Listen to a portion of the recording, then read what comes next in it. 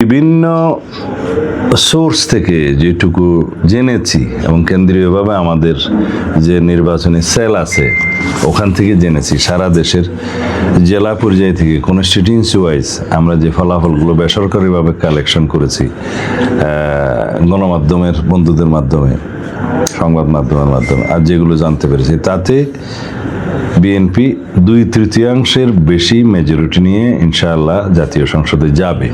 তো সুতরাং সরকার গঠনের ক্ষেত্রে কোনো অন্য কোনো দলের বা কারোর সাথে কোয়ালিশন করার কোনো সুযোগ নেই বা প্রশ্নই আসে না, দরকার নেই।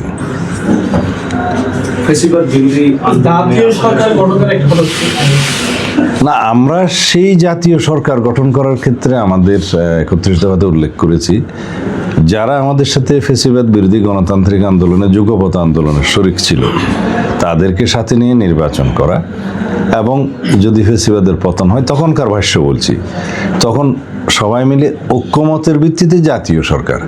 এই জাতীয় সরকার কিন্তু সংসদে যারাই আছে সবাইকে নিয়ে জাতীয় সরকার নয়, ঐক্যমতের ভিত্তিতে যারা আমরা ফ্যাসিবাদ বিরোধী গণতান্ত্রিক আন্দোলনে যুগপথের সঙ্গী ছিলাম তাদেরকে নিয়ে সরকার গঠন করা, নির্বাচন করা, সেটা আমরা করেছি, নির্বাচন হয়েছে এবং এরপরে সরকার গঠনের ক্ষেত্রেও আমাদের সেই মনোযোগটা থাকবে, প্রতিশ্রুতি থাকবে। সংসদে কেমন বিরোধী দল চান বা তাদের ভেরি ভাইব্রেন্ট বিরোধী দল দরকার সংসদে, কারণ এটা সুশাসনের জন্য যেটা বলা হয় যে গুড গভর্নেন্স এনশিওর করার জন্য একটা শক্তিশালী বিরোধী দল সবসময় জাতীয় সংসদের দরকার, যাতে চেকস অ্যান্ড ব্যালেন্স থাকে, সেরকম আমরা আশা করি। আচ্ছা, প্রতিদ্বন্দ্বী যারা ছিলেন প্রতিদ্বন্দ্বী দল এই মুহূর্তে তাদের উদ্দেশ্যে আপনার কোনো বার্তা আছে কিনা? পাশাপাশি এই ভূমিধ্বস যে বিজয়, আপনার এই বিজয় উল্লাসটা কিভাবে উদযাপন করা হবে?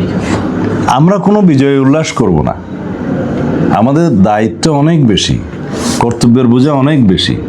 বিজয় উল্লাস করার মধ্যে দিয়ে আমরা কোনো উত্তেজনা সৃষ্টি করতে চাই না। আর এই বিজয় আমাদের কাছে প্রত্যাশিত ছিল। আমরা নির্বাচনের আগেও এবং নির্বাচনের পরে আমাদের মাননীয় চেয়ারম্যান সাহেব স্বদেশ প্রত্যাবর্তনের পরে আমরা জনগণের মধ্যে যে উচ্ছ্বাস দেখেছি এবং যে সমর্থন পেয়েছি, সারা দেশে আমাদের চেয়ারম্যান সাহেবকে, জনাব তারেক রহমান সাহেবকে দেখার জন্য, ওনার কথা শোনার জন্য সারা রাত ধরে মানুষ অপেক্ষা করেছে, ভোর রাত্র পর্যন্ত। তখনই আমরা মেসেজ পেয়ে গেছি এই দেশের মানুষ কি চায়। তাছাড়া বিএনপি এই দেশের গণমানুষের পরীক্ষিত দল, গণতন্ত্রকে বারবার রক্ষা করার, উদ্ধার করার দল, বহুদলীয় গণতন্ত্র পুনঃপ্রতিষ্ঠা করার দল, এবং আইনের শাসন প্রতিষ্ঠা করার দল, বিচার বিভাগের স্বাধীনতা নিশ্চিত করার দল, গণমাধ্যমের স্বাধীনতা নিশ্চিত করার দল সেই 1979 সাল থেকে। তো সুতরাং রাষ্ট্র পরিচালনার ক্ষেত্রে বিএনপি কখনো কখনো দুই একটি ভুল করতে পারে, যেটা খুব স্বাভাবিক রাষ্ট্র পরিচালনায় থাকলে। তাছাড়া এদেশের মানুষ বিচার করেছে যে বিএনপির হাতেই এ দেশ নিরাপদ, এদেশের স্বাধীনতা, সার্বভৌমত্ব, নিরাপত্তা সব কিছুই বিএনপির হাতেই নিরাপদ। সুতরাং তারা সঠিক সিদ্ধান্তই নিয়েছে। এবং আমাদের যে প্রতিশ্রুতি, আমাদের চেয়ারম্যান সাহেব জনাব তারেক রহমান সাহেব যেটা বলেছেন যে আই হ্যাভ এ প্ল্যান, সেই প্রতিশ্রুতি তো কাগজে বিষয় নয়, সেটা বাস্তব। আমরা উদাহরণ সহ জনগণের সামনে দেখিয়েছি যে আমরা এই করতে চাই জনগণের জন্য, দেশের জন্য, দেশের উন্নতির জন্য, তরুণ প্রজন্মের জন্য কি করতে চাই, প্রযুক্তি নির্ভর, মেধা নির্ভর, জ্ঞান নির্ভর বাংলাদেশ প্রতিষ্ঠার জন্য আমরা কি পরিকল্পনা নিয়েছি।